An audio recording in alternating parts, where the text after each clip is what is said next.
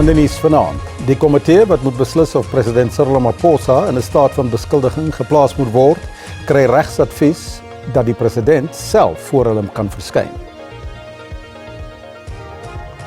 Die president se regspan gee toe dat dele van die wet op onteiening sonder vergoeding problematies is. En wetenskaplikes hoop op nuwe inligting nadat stuk van 'n SpaceX vuurpyl na verwagting teen 'n hoë spoed met die maan bots.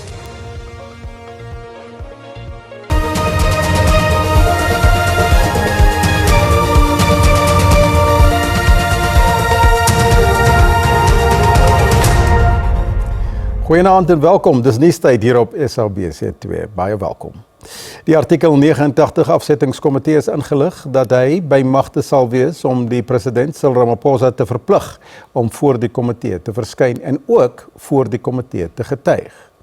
Die komitee het senior advokaat Thandazani Madonsela as sy voorkeurkeuse benoem om as getuienisleier op te tree.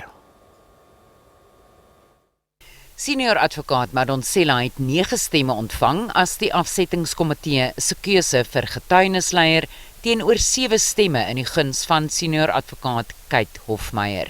Madonsela se benoeming word deur die EFF, die MK-party, die ATM, die ACDP, die United African Transformation Party en BOSA onderskraag. Die ANC, die PA en Al-Jamaa het buite stemming gebly. The name that will be recommended as the outcome of the vote will be that of Advocate Madonsela. Like we have said that ours is to recommend the appointing process is done by Parliament. Die parlement se regsadviseur sê die komitee behoort die president te kan dagvaar, soos in die geval met ander getuies om voor hom te verskyn. We are proposing that the president be compelled to testify, not be given a right not to testify. Obviously, this is something the committee must consider and make a decision on as to how it thinks appropriate that an impeachment hearing takes place, whether the president should be given those rights or not. But it's our view, in the framework of our constitution, the president is elected by the National Assembly, and he must account to the Assembly. Die komitee se aanbeveling oor die aanstelling van die getuienisleier word nou aan die algemene vergadering oorhandig vir oorweging of finale goedkeuring. President Cyril Ramaphosa gee toe dat dele van die wet op onteiening sonder vergoeding problematies is. Die president se regspan het sy argumente uiteengesit in die Wes-Kaapse Hooggeregshof in Kaapstad. Die DA, AfriForum, die Vaderland Stichting en die regsafdeling van die Instituut vir Rasseverhoudinge vra die hof om die wet ongrondwetlik te verklaar. Die aansoekers het die afgelope dae aangevoer dat die wet die weg baan vir die wettige gryp van grond en ander eiendom. This court may not have the jurisdiction to decide the challenge to the Expropriation Act. Ramaphosa se regspan het aangevoer dat grondwetlike probleme met die onteieningswet uit die oogpunt van grondwetlike doelwitte gesien moet word. Die president se span het egter toegegee dat afdeling 19, 2, 3 en 4 problematies is. Die afdelings handel oor die tydsduur ter sprake wanneer iemand in kennis gestel word dat die staat beplan om sy eiendom te onteien. Afdeling 25 van die onteieningswet is egter wat tot dusver die week die grootste onderwerp van argumente was. Die afdeling handel oor regverdedige en gelykwaardige vergoeding waar die kwessie van onteiening sonder vergoeding betrokke is. To identify set instances where the provisions of nil compensation may be just and equitable for expropriation in the public interest. To repeal the Expropriation Act of 1975 and to provide for matters connected therewith. So part of the act is to identify instances where it may be just and equitable to offer nil compensation. Die president se regspan vra die hof om slegs die problematiese deel van die wet ongrondwetlik te verklaar of om die deel te wysig. Die saak duur môre voort. Eybre Babie, SAIK nuus, Kaapstad. Intussen sê die DA-leier Jordan Hill Lewis, hy is nie bekommerd dat die feit dat sy party die onteieningswet in die hof betwis, 'n beduidende impak op die regering van nasionale eenheid sal hê nie. Die DA, Afriforum en die Vaderland Stichting wil hê dat die Wes-Kaapse Hooggeregshof die onteieningswet ongrondwetlik en ongeldig verklaar, aangesien dit, volgens hulle, indrys teen die beskerming van eiendomsreg. President Cyril Ramaphosa het die wet verlede jaar in Januarie bekragtig. Hill Lewis het die Midvaal munisipaliteit besoek voor die bekendstelling van sy manifest die naweek in Johannesburg. Hill Lewis sê die party se standpunt teen die wet is ten bate van alle Suid-Afrikaners. It hasn't helped land reform. It hasn't helped people get ownership of their homes or of the land that they live on. It is nothing but a political lie from the ANC that has done enormous damage to our country. And it is not good for our country going forward. It does not attract investment, it doesn't attract economic growth and create new jobs. It is a bad idea, a bad policy, and it should be scrapped. And that is why we're arguing against it.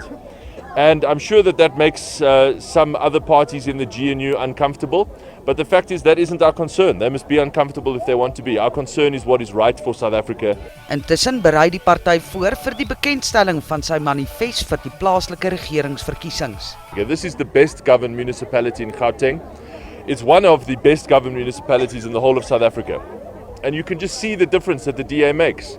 Beautiful new sports facilities, roads that are in great condition, communities that are clean, fire department that has the best equipment, the best trained officers. Everything that I've seen today is just what the DA can do for South Africa if you give us a chance.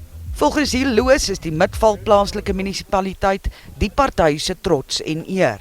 Die munisipaliteit het al vir langer as 10 jaar skoon audits ontvang, terwyl Kaapstad die status onlangs verloor het.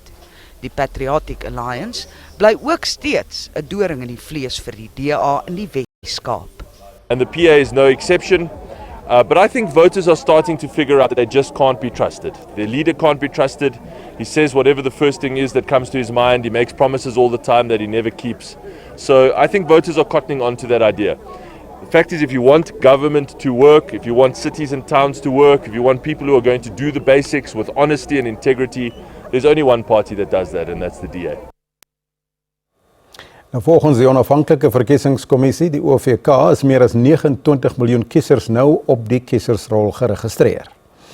Tydens die afgelope kiesersregistrasie naweek het meer as 1,7 miljoen Suid-Afrikaners by 'n registrasie lokaal of aanlyn geregistreer of hulle besonderhede nagegaan. Maar daar is nog tyd vir mense om te registreer. Vir meer hieroor sluit die OVK se kiesbeampte in die Wes-Kaap, Michael Hendrikse, by ons aan. Goeienaand Michael en welkom. Goeienaand en almal wat ingeskakel is. Michael, kan jy vir ons sê die kiesers naweek is nou verby. Hoe kan kiesers nog registreer vir die plaaslike regeringsverkiesing? Daar is nog twee kanse wat kiesers het of voornemende kiesers. Dit is aanlyn by ons webtuiste www.elections.org.za en hulle kan dan net dit volg daarop en dit is ook 'n nul gebaseerde data, so dan 'n zero rate. So dit gaan jou niks kos om dan te registreer aanlyn. Ons het dan so pas ook maandag dan aangekondig dat kiesers ook dan ons WhatsApp lyn kan gebruik. Dis WhatsApp, jy stuur die woorde hi na 0600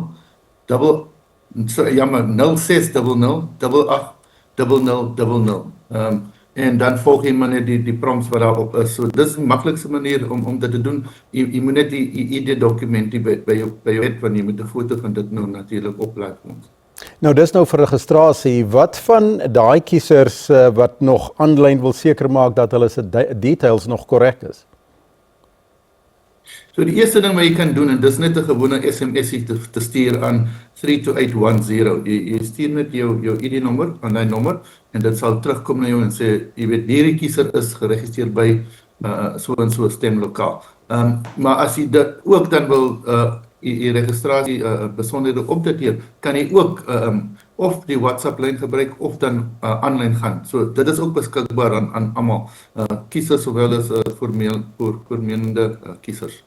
Nou volgens julle, wanneer sal die minister van Kokta na verwagting sy verkiesingsdatum proklameer? Hy het aangekondig dat hy gaan dit Vrydag die 7de Augustus doen. So dis nou 'n paar dae van nou af. Nou wat gebeur nadat hy dit geproklameer het, hierdie datum? So daar's 'n paar dinge wat gebeur. Eerstens gaan die kiesersrol sluit om middernag op die 7de. In ander woorde, na middernag op die 7de sal niemand meer registreer of hulle besonderhede op te dateer nie, want die verkiesingswet vereis dat die kiesrol moet sluit een of ander tyd en dit sluit op proklamasie. So asseblief ons vra vir burgers asseblief gaan uit en registreer nou voor Vrydag aan middernag. Tweedens, wat gebeur ook is dat die amptelike afskop van kandidaatnominasies begin dan Vrydag ook. So partye sowel as onafhanklikes kan dan formeel hulle nominasies dan inhandig. Hulle doen dit of aanlyn en baie van hulle het al klaar begin. Of hulle kan dit dan by die plaaslike kantoor van die OVK van daardie betrokke munisipaliteit inhandig. En dan derdens is dit ook so dat die Electoral Code of Conduct dan nog van toepassing inkom. So dit is van toepassing op alle partye, hulle lede en hulle ondersteuners. En dit was die OVK se kiesbeampte in die Wes-Kaap, Michael Hendrikse. Baie dankie vir jou tyd.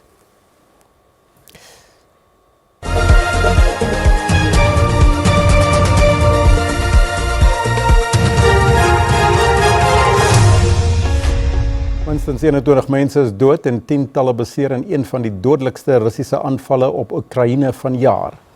Nou Rusland het ballistiese missiele en hommeltuie gebruik in aanvalle op woonstelgeboue, 'n treinstasie en pakhuise. Voedselpakhuise buite die hoofstad Kiev is ook in puin gelê. Die Oekraïense president Volodymyr Zelensky sê talle lewens kon gespaar gewees het as sy land missielonderskeppers gehad het. Volgens Zelensky het die voorraad onderskeppers wat sy land van bondgenote gekry het vanjaar skerp gedaal. Die Russiese departement van verdediging sê hy het ook 3 vragskepe naby die Swartsee-hawe stad Odessa getref. In Griekeland het veldbrande afgeneem, hoewel honderde brandbestryders op bystand is vir moontlike opvlammings in heuwels en klowe reg oor die land. Europa het die afgelope somer rekordbrekende hittegolwe en min reën ervaar. Omstandighede wat volgens baie wetenskaplikes deur mensgedrewe klimaatsverandering vererger is. Veldbrande in Frankryk en Spanje was ook erg, maar het intussen afgeneem. Griekeland, wat as 'n brandpunt vir veldbrande bekend is, beleef vanjaar 'n relatieve sagte somer. 'n Stuk van 'n SpaceX vuurpyl wat sedert verlede jaar in die ruimte sweef, sou na verwagting vroeg vanoggend teen 'n hoë spoed met die maan gebots het. Die impak van die botsing moet egter nog bevestig word. Die SpaceX Falcon 9 of Falcon 9 vuurpyl wat in Januarie verlede jaar gelanseer is, het tydens fase 2 van die lansering 'n gedeelte so groot soos 'n skoolbus laat wegbreek. Volgens sterrekundiges sal die impak van die botsing 'n krater van sowat 30 meter wyd veroorsaak. En dit is nou vir dit, vir die internasionale nuus. Ons is 'n breek, ons vat 'n breek en ons kom terug net hierna.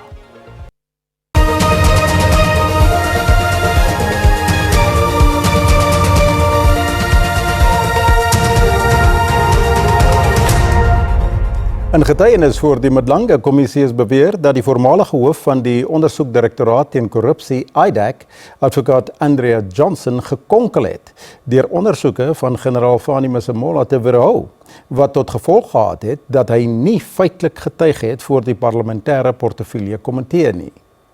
IDAC staatsadvokaat Drosante Ramsamy het haar getuienis voortgesit oor projekafleiding, sy ondersoeke na topoffisiere by die misdaadintelligensie, met bewyse dat hoë ranggeneraals geteken is. Die geskorste generaal-majoor Feroz Khan sal word betrek liewer in die ondersoeke. Aantuigings teen advokaat Johnson hoop steeds op.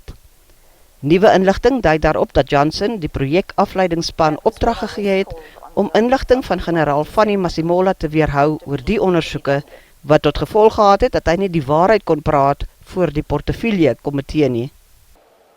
It looked and obviously became evident that there was a line of march, and that line of march was to get General Khumalo and General Masimola in an accused box.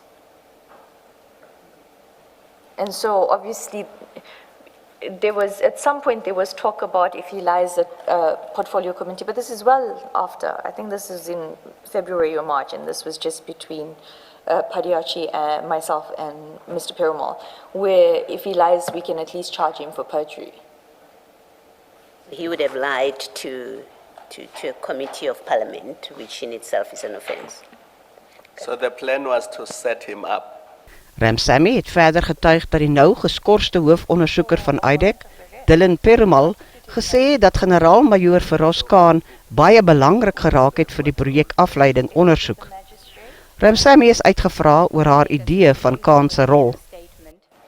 And then I had heard about Advocate Johnson's husband and Mr. Khan being friends. Then all of this happened. So I put 4 and 4 together, and I realized that there were other aspects at play. Ramsamy het ook getuig dat Johnson na 'n besoek aan die polisieminister op spesiale verlof, Senzo Mkhunu se huis, op soek was na iets wat sy teen Mkhunu se stafhoof, Cedric Nkabindi, kon gebruik. If I may just put it as to how I understood it in the meeting on the 22nd of January. I want something on this guy. Meaning what in your speak? In my head, Advocate Johnson wanted dirt on Mr. Nkabinde. Die ondersoek duur voort.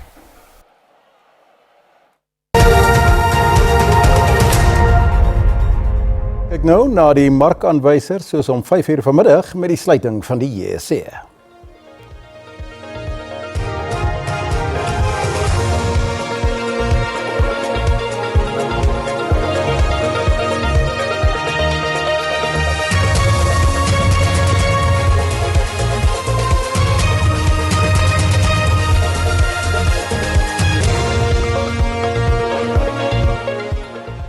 Net hierna is ons terug met die sport en die weer. Bly ingeskakel.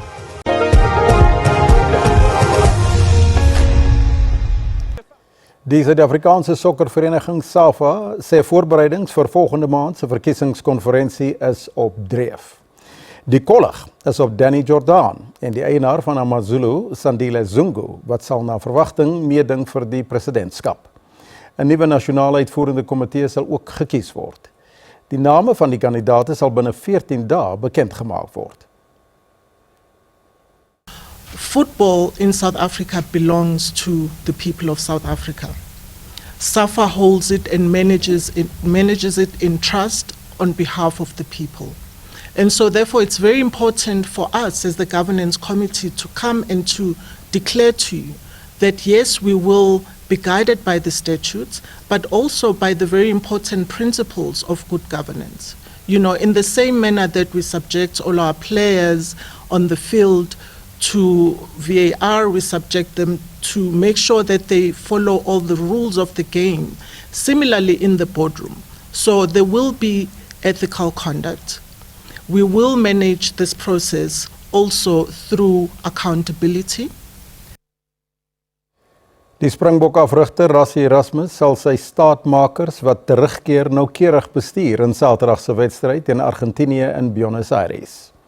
Die gereelde kaptein Siya Kolisi, slotte Eben Etzebeth en Lotte Jaar en die losskakel Sasha Feinberg Ngomozulu is in die begin 15-tal nadat hulle van hulle beserings herstel het.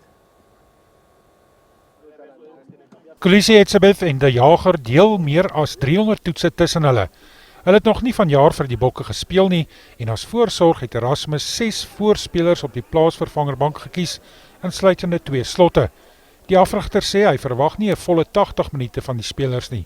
Ek dink dit gaan 'n helse grind wees, spesiaal omdat baie van die ouens van injury af terugkom en sal bietjie onseker wees in die game en hulle moet hulle voete vind in die game, ons moet hulle help om hulle voete te vind En dan net soos hulle baie jong bench dink ek gaan nie baie caps op hulle bench wees nie, gaan ons nie baie caps op ons bench hê nie.